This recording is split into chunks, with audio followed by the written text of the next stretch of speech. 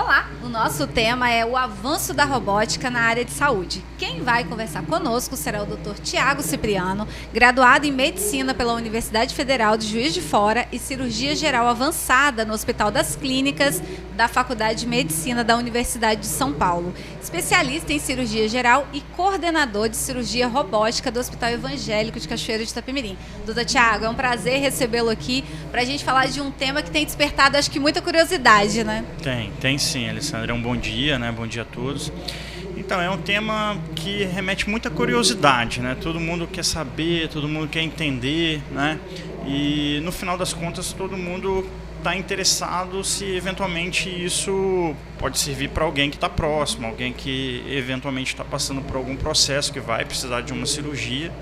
E aí tem toda uma curiosidade relacionada a isso. A gente também tinha, hoje a gente já diminuiu, porque a gente já entendeu bastante, já tem no Hospital Evangélico, mas certamente é um tema que inspira aí discussões.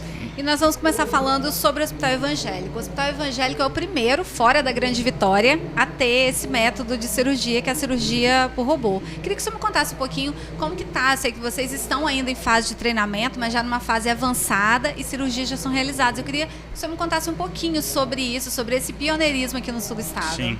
Então, assim, tem que dar o crédito ao superintendente do Hospital Evangélico, né, o Wagner Medeiros.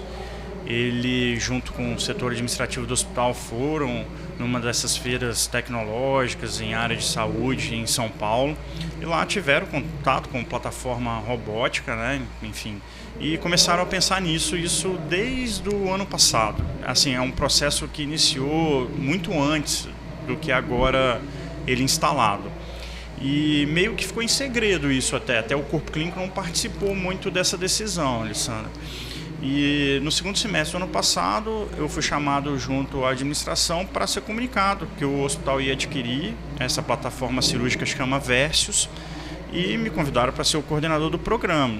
E daí começou todo aquele desejo do corpo clínico, da gente entender mais sobre isso, até então um assunto que era só no congresso, e aí de repente chegou aqui na nossa casa, né, o primeiro aqui da nossa região, o primeiro fora da Grande Vitória.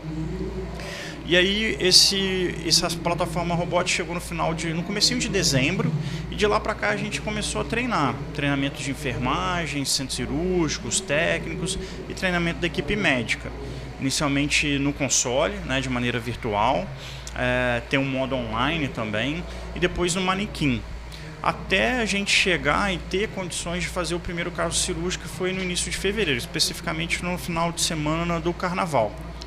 E tem toda uma tutoria, né? Então, quando a gente vai operar o primeiro caso, vem um médico, né, que já tem um número de casos já suficiente, que já orienta outros médicos, justamente para garantir a segurança desse processo.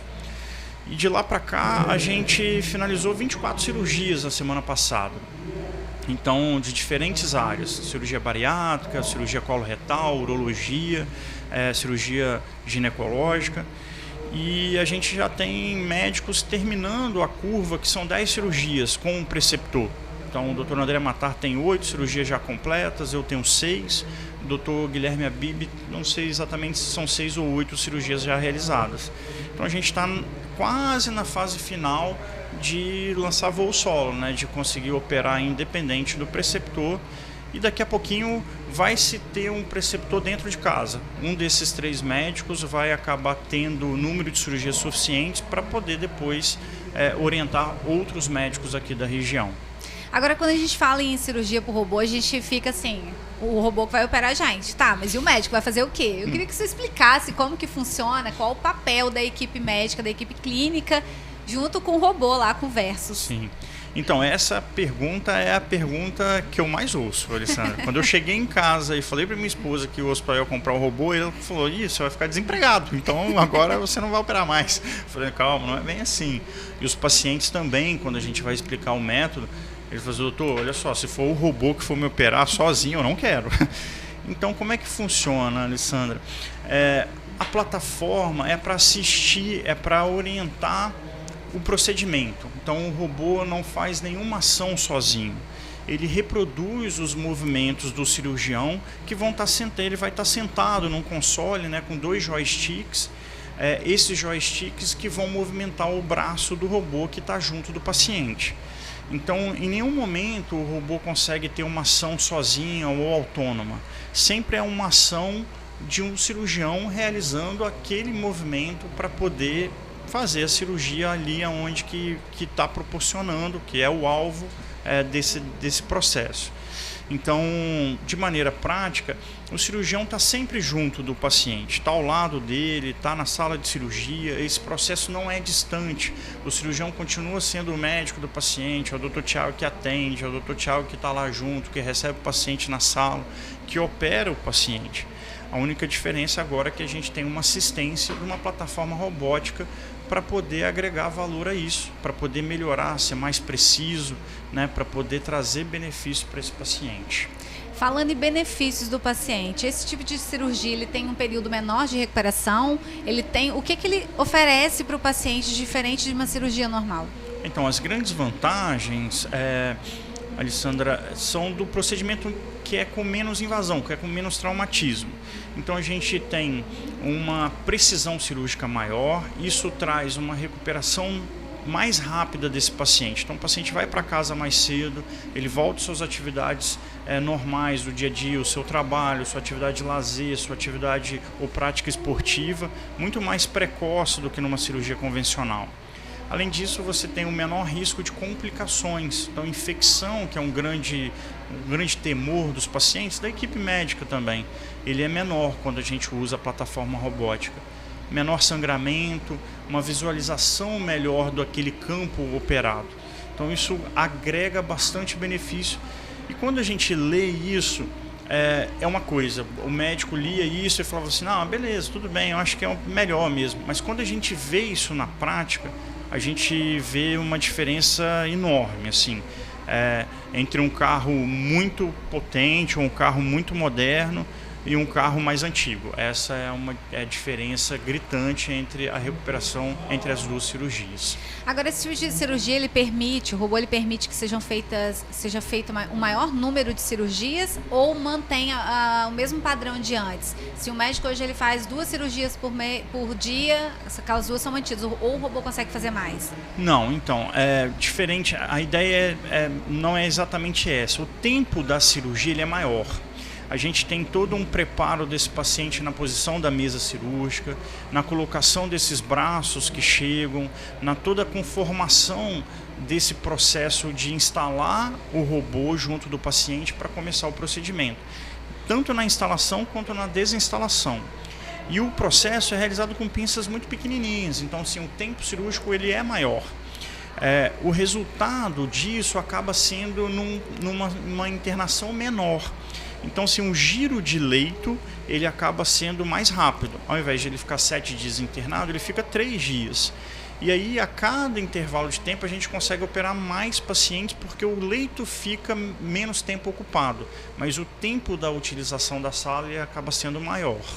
Agora, doutor, quem que pode ser submetido a esse tipo de cirurgia? E é o médico que encaminha, não é o paciente que escolhe, né? Sim. Assim, hoje a gente tem algumas áreas bem definidas onde que a cirurgia robótica traz muito valor agregado para esses procedimentos.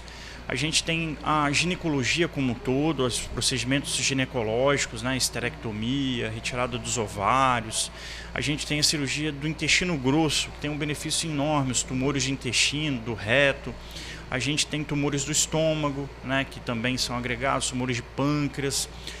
A gente tem a cirurgia urológica. Na verdade, a grande maioria desses pacientes com tumores de próstata, câncer de próstata, eles têm um benefício muito grande pela cirurgia robótica. E lembrar da cirurgia bariátrica também, que tem um valor agregado. A outra maneira também de operar é o tórax, cirurgias pulmonares, né, que pacientes com tumores de pulmão.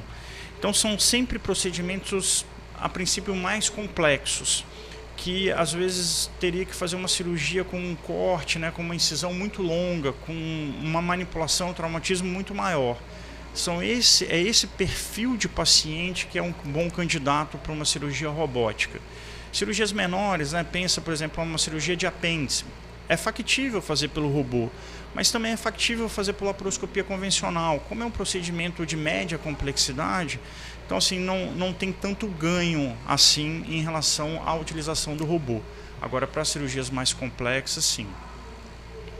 Agora, a gente fala muito de medicina do futuro, né? Já é um assunto até para a gente finalizar aqui o nosso bate-papo. A gente fala muito a medicina do futuro. Tá aí o robô fazendo uma cirurgia, né? A gente já vive o futuro, mas a gente ainda espera novos avanços tecnológicos nessa área, né, doutor? Sim. Então, a própria plataforma já traz um pouco desses gatilhos de oportunidade. Então, assim, há pouquíssimo tempo atrás essa plataforma robótica ainda era futuro, agora ela é presente já há 6 meses aqui na nossa região. Mas a plataforma em si permite simulação, permite treinamento de novos cirurgiões, permite armazenamento de dados, permite simulação prévia a uma cirurgia real. Isso tudo vai avançando, principalmente na questão da segurança desse paciente. E as atualizações dessas plataformas são feitas de maneira contínua. Então, assim, a empresa recebe muito feedback dos cirurgiões. Olha, isso funciona bem, isso poderia melhorar, né? E isso vem de todos os lugares onde a plataforma está instalada. Então, a gente teve uma atualização no início desse ano, já tem uma programada para o final do ano, onde que, por exemplo, a colocação dos braços tende a ser mais rápida no final do ano. A posição dos braços já vai ser meio que automática. Então, tudo isso vai melhorando a própria plataforma. Isso vai agregando e vai trazendo essa perspectiva futura, né, de um procedimento cada vez melhor. É isso, conversei com o Dr. Tiago Cipriano, coordenador de cirurgia robótica do Hospital Evangélico de Cachoeiro de Itapemirim. Doutor, muito obrigada por ter esclarecido tanto assunto legal, por ter tirado, né, nossas dúvidas e matado a curiosidade. Eu que agradeço, Alessandra, é um prazer aí e fico à disposição. É isso, muito obrigada e até a próxima.